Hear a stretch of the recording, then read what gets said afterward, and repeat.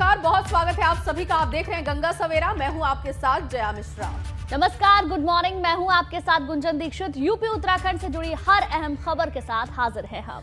बिल्कुल गुंजन, और यूपी और उत्तराखंड में सियासी हलचल इन दिनों बहुत तेज है और ऐसे में यहाँ की हर सियासी खबर से दर्शकों को रूबरू कराएंगे। इसके अलावा आपके सरोकार से जुड़ी खबरें भी आपको दिखाएंगे।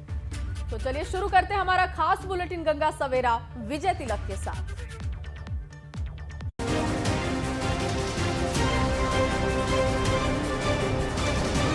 विजय तिलक।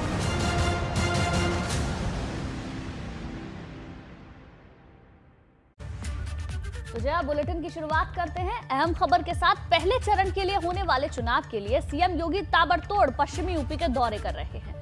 पिछले कई दिनों से सीएम लगातार पश्चिमी यूपी में प्रत्याशियों के पक्ष में प्रचार कर रहे हैं और डोर टू डोर कैंपेन कर लोगों से वोट अपील कर रहे हैं। आज सीएम योगी बुलंदशहर और हापुड़ के दौरे पर रहेंगे, जिसमें सीएम बुलंदशहर के शिकारपुर और अनूप शहर में जनसंपर्क करेंगे और प्रबुद्ध वर्ग के साथ संवाद भी करेंगे।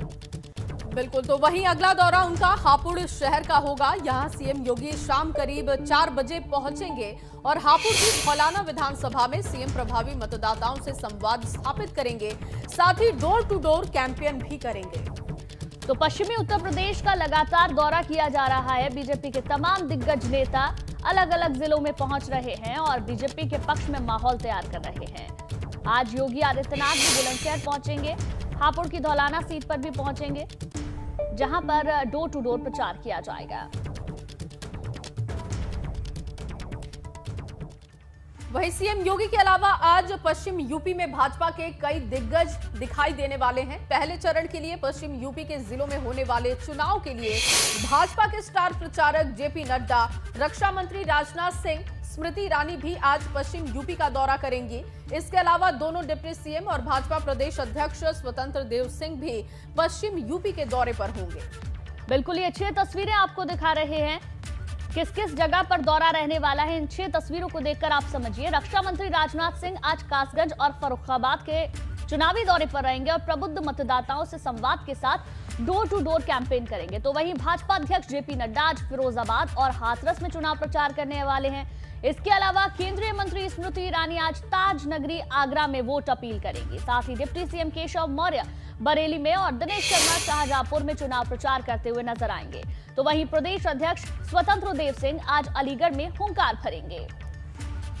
तो पहले चरण में पश्चिम यूपी में वोटिंग होने वाली है और उससे पहले तमाम भारतीय जनता पार्टी के बड़े नेता ग्राउंड पर दिखाई दे रहे हैं। रक्षा मंत्री राजनाथ सिंह आज पश्चिमी यूपी का दौरा करेंगे, स्मृति ईरानी पश्चिम यूपी का दौरा करेंगे। इसके अलावा जेपी नड्डा लगातार घर घर पहुंच रहे हैं, लोगों से वोट की अपील कर रहे हैं।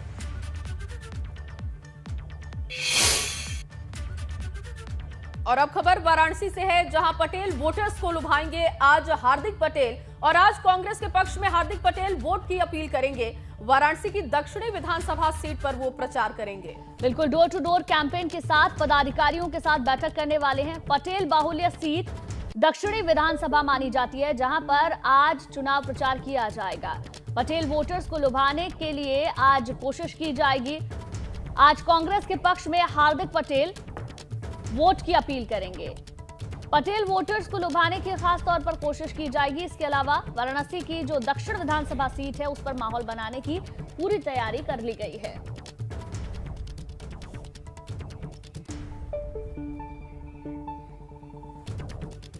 वहीं लखनऊ के प्रत्याशियों का आज भाजपा ऐलान कर सकती है। अभी तक की सूची अगर देखें तो लखनऊ की 9 सीटों पर किसका नाम होगा ये साफ नहीं हुआ है। भाजपा में लखनऊ की सीटों पर लगातार पेच फंसा हुआ है और मंथन भी जारी है। पार्टी के बड़े नेताओं के घर पर बैठकों का दौर भी जारी है। 2 कैबिनेट मंत्रियों समेत 3 विधायकों की सीट को लेकर पेच फंसा हुआ है, जो सूत्रों के हवाले से जानकारी मिल रही है। और लखनऊ में चौथे चरण में मतदान होना है। नामांकन शुरू हो चुका है, लेकिन अब तक भाजपा लखनऊ के प्रत्याशियों का ऐलान नहीं कर पाई है। इसको लेकर राजनीतिक गलियारों में तमाम तरह के कयास भी लगाए जा रहे हैं। कहीं चर्चा किसी मंत्री का टिकट कटने की है, तो कहीं सांसद प्रतिष्ठा दांव पर लगे होने की बात कही जा रही है। सूत्रों के मुताबिक तमाम उठापटक के बीच आलाकमान अभी तक सीटों पर फैसला नहीं ले पा रही है। लखनऊ में कुल 9 विधानसभा सीटें हैं, इनमें 8 सीटें भाजपा के खाते में हैं। भाजपा ने इनमें से कई सीटों को लेकर पेच अभी फंसा हुआ है। 9 विधानसभा सीटों में अभी तक ये साफ नहीं हो पाया है कि किसको उम्मीदवार बनाया जाए। कई मंत्रियों की साख भी यहां से दांव पर लगी है और सबसे बड़ी बात, लखनऊ से ही सीधे रास्ता जाता है विधानसभा की ओर। ऐसे में भारतीय जनता पार्टी बहुत सोच समझकर ये फैसला करना चाहती है कि आखिर लखनऊ की इन 9 विधानसभा सीटों से किसको उतारा जाए।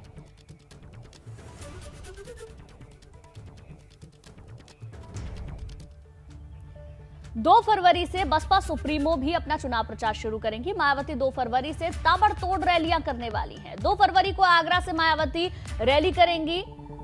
रैली की शुरुआत 2 फरवरी से की जाएगी। इसके अलावा 3 फरवरी को गाजियाबाद, 5 फरवरी को सहारनपुर में रैली होगी। आगरा को वैसे भी दलितों की राजधानी कहा जाता है और वहीं से अपने जो चुनाव प्रचार है उसकी शुरुआत मायावती करने जा रही है। 6 फरवरी को मायावती अलीगढ़ में रैली करने वाली है।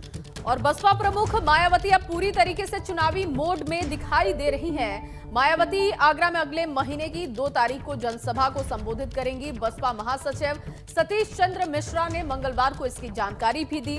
2 फरवरी को कोठी मीना बाजार मैदान पर बसपा प्रमुख की 2022 विधानसभा चुनाव की पहली जनसभा होगी।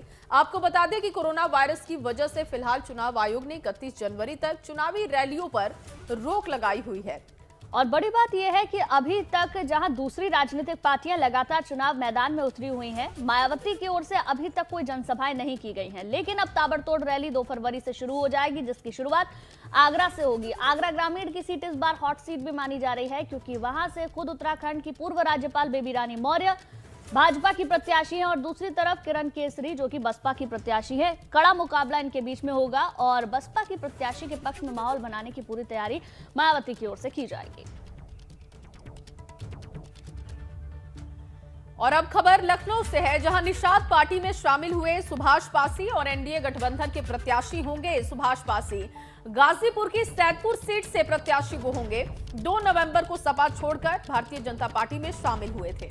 बिल्कुल, सुभाष पासी के निषाद पार्टी में आने पर पार्टी अध्यक्ष संजय निषाद ने कहा कि गठबंधन में जो सीटें हमें मिली हैं उन सभी पर प्रत्याशी लगभग तय हो चुके हैं। संजय निषाद के मुताबिक 4 से 5 सीट पर निषाद पार्टी के प्रत्याशी भाजपा के सिंबल पर चुनाव लड़ेंगे। सैदपुर और कालपी सीट पर दोनों दलों के बीच सहमति भी बन चुकी है। विधायक रहे हैं, तमाम ऐसी जातियां रही हैं जिनको अवसर नहीं मिला, उनके साथ अन्याय धोखेबाजी हुआ, शोषण हुआ है। तो इन्हें इसीलिए लाया गया है कि सभी अपने साथ मिलकर सभी जातियों के सुख दुख में और उनको विकास की मुख्यधारा में लाया जा सके, उनके साथ संविधान से सुरक्षा दिलाया जाए। तो सुभाष पासी को उम्मीदवार बनाया गया है। निषाद पार्टी में शामिल हुए सुभाष पासी जो कि एनडीए गठबंधन के प्रत्याशी होंगे, ये फैसला हो चुका है। गाजीपुर की सैदपुर विधानसभा सीट से वो उम्मीदवार होंगे। 2 नवंबर को सपा छोड़कर भारतीय जनता पार्टी में शामिल हुए थे और ऐसे में भारतीय जनता पार्टी ने उन पर विश्वास जाहिर किया है। एनडीए गठबंधन से वो चुनाव लड़ेंगे। तो निषाद पार्टी में शामिल हुए सुभाष पासी, जिन पर भारतीय जनता पार्टी की तरफ से भरोसा जताया गया, उनके सिंबल पर चुनाव लड़ेंगे, एनडीए गठबंधन के उम्मीदवार होंगे। वहीं पीएम मोदी मन की बात कार्यक्रम को संबोधित करेंगे। राष्ट्रपिता महात्मा गांधी की पुण्यतिथि पर कार्यक्रम होगा और सुबह 11 बजे 2 मिनट का मौन रखेंगे प्रधानमंत्री मोदी। 2022 की पहली मन की बात करने जा रहे हैं प्रधानमंत्री मोदी आज, और हर महीने में आखिरी रविवार को मन की बात कार्यक्रम होता है। बिल्कुल, मन की बात कार्यक्रम में प्रधानमंत्री मोदी हो सकता है चुनावों को लेकर भी कई बातें करें। इसके साथ ही अलग अलग मुद्दों पर प्रधानमंत्री मोदी मन की बात करते हैं। कोरोना भी एक बड़ा मुद्दा है जिसको लेकर प्रधानमंत्री मोदी आज मन की बात अपने कार्यक्रम में लोगों से संवाद कर सकते हैं। राष्ट्रपिता महात्मा गांधी की पुण्यतिथि पर यह कार्यक्रम हो रहा है। 2022 में पहला ये मन की बात कार्यक्रम प्रधानमंत्री मोदी का रहने वाला है।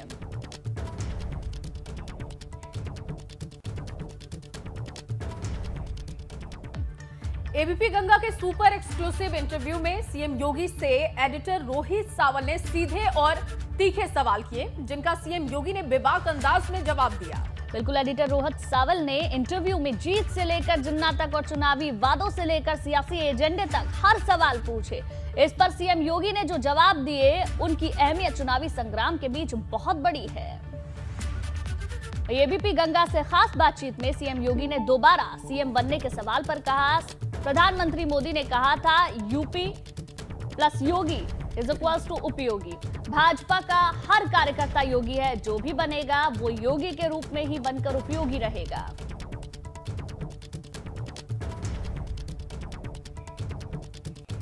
बड़ा सवाल ये कि भारतीय जनता पार्टी के मुख्यमंत्री का चेहरा योगी आदित्यनाथ है, ये बात सबको पता है, लेकिन क्या चुनाव के बाद भी यही चेहरा होंगे, ये इसको लेकर भी तो एक चर्चा है। प्रधानमंत्री जी ने कहा ना, यूपी प्लस योगी बहुत उपयोगी है। भारतीय जनता पार्टी का हर कार्यकर्ता योगी है और जो भी बनेगा वह योगी के रूप में ही बनकर के प्रदेश के लिए उपयोगी होगा।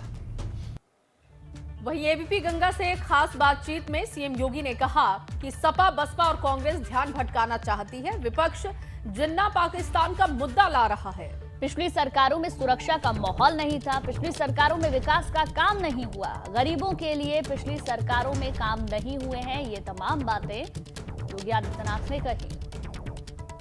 योगी, आप एक तरफ विकास की बात कर रहे हैं और इस विकास के एजेंडे पर आपको विश्वास भी है, लेकिन फिर ये पाकिस्तान, जिन्ना, ये तमाम बातें अभी शुरू हो गई उत्तर प्रदेश के चुनाव में। देखिए, विकास के मुद्दे से, सुशासन के मुद्दे से जनता का ध्यान हटा करके सपा, बसपा और कांग्रेस शरारतन इन मुद्दों को लेकर के आ रही है जी, क्योंकि इन सभी दलों को प्रदेश के अंदर शासन करने का अवसर मिला था। इनके समय में सुरक्षा का माहौल नहीं था, इनके समय में इंफ्रास्ट्रक्चर डेवलपमेंट के इतने कार्य नहीं हो पाए थे, ना एयरपोर्ट, ना हाईवे, ना एक्सप्रेसवे, ना रेलवे, ना डिफेंस कॉरिडोर,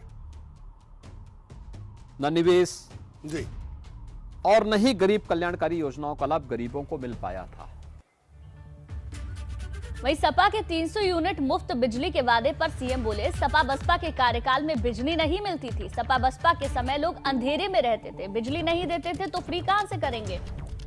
और पहले जनता की जेब पर डकैती डाली जाती थी, लाखों परिवारों तक बिजली नहीं पहुंच पाती थी, जनता तक 24 घंटे बिजली हमने पहुंचाई है। 2017 के पहले पंपिंग सेट चोरी हो जाते थे और 2017 से पहले किसान आत्महत्या करने पर मजबूर था।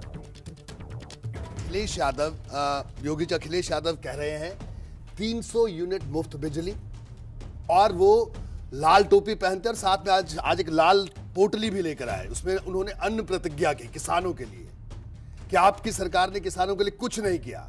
उन्होंने कहा कि वो किसानों के लिए कुछ करके दिखाएंगे। देखिए,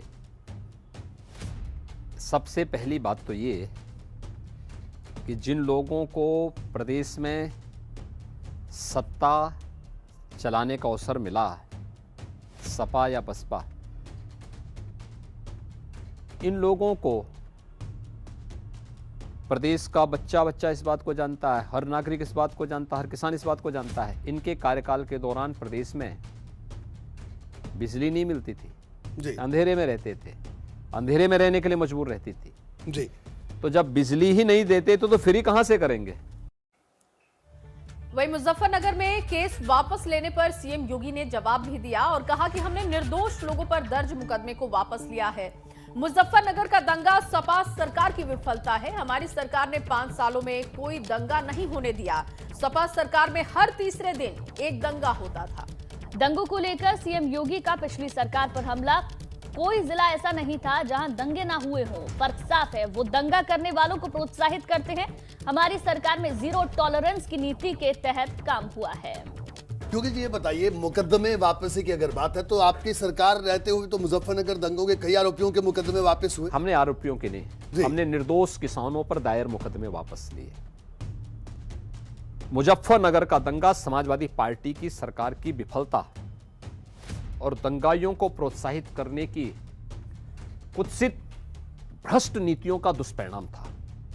हमारी सरकार ने 5 साल में एक भी दंगा नहीं होने दिया, और समाजवादी पार्टी की सरकार में 5 साल में हर तीसरे दिन एक दंगा होता था। क्या कोसीकला, क्या मुजफ्फरनगर, क्या बरेली, क्या मेरठ, क्या बुलंदशहर, क्या बिजनौर, कोई जिला, कोई कस्बा ऐसा था ही नहीं जहां दंगे न हुई हो। यही अंतर है। फर्क साफ है कि वे लोग दंगाइयों को प्रोत्साहित करते थे, माफियाओं को सत्ता का शागिर्द बनाते थे। हमारी सरकार में जीरो टॉलरेंस की नीति के तहत कार्य हो रहा है।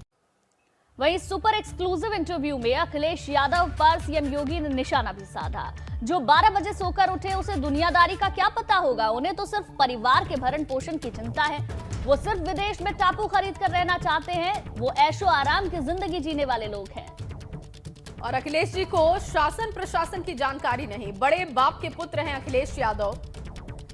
ये भी सीएम योगी आदित्यनाथ ने कहा कि 12 बजे उठते हैं, 2 बजे तक तैयार होते हैं और तैयार होने के बाद साइकिलिंग के लिए निकल जाते हैं। अखिलेश शाम को मित्र मंडली के साथ भी बैठते हैं।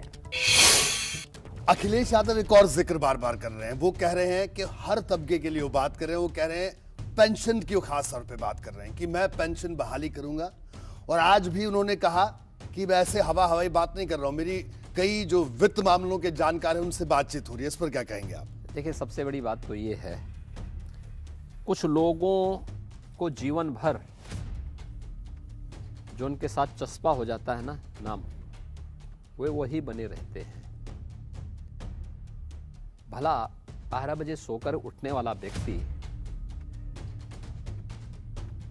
दुनियादारी के बारे में क्या जानेगा? हाँ, 12 बजे सो के उठते हैं, फिर 2 बजे तक तैयार होते हैं, फिर इसके बाद अपनी साइकिलिंग के लिए निकलते हैं, फिर मित्र मंडली शाम को बैठ जाती है। तो ये सब कर्मचारियों की, गरीबों की, किसानों की कहाँ उनको चिंता है। वहीं भाजपा छोड़ने वालों पर भी सीएम योगी आदित्यनाथ ने बयान दिया और कहा कि हमारा प्रयास सबका साथ सबका विश्वास है। हमने सबको जोड़ने का प्रयास भी किया। कुछ आत्माओं को भटका नियति का हिस्सा है, कुछ आत्माएं भटकी हुई नियति का हिस्सा है, जिसके बारे में उन्होंने जिक्र किया। योगी जी, एक और बड़ी अहम बात, अगर हम बात कर रहे हैं विकास का एजेंडे पे आपने बात की, ध्रुवीकरण की राजनीति पर भी आपने जवाब दिया, लेकिन जो लोग छोड़कर चले गए पार्टी को, जो आपकी सरकार में रहे, आपको नहीं लगता कि उनसे नुकसान होगा? देखिए, हमारा तो प्रयास होता है सबका साथ सबका विकास, सबका विश्वास और सबका प्रयास जी। हमने तो सबको जोड़ने का प्रयास ही किया, सबको सम्मान देने का काम किया। लेकिन कुछ आत्माएं अतृप्त तो होती हैं, भटकना उनकी नियति का हिस्सा होता है। अब उसके लिए कोई क्या कर सकता है?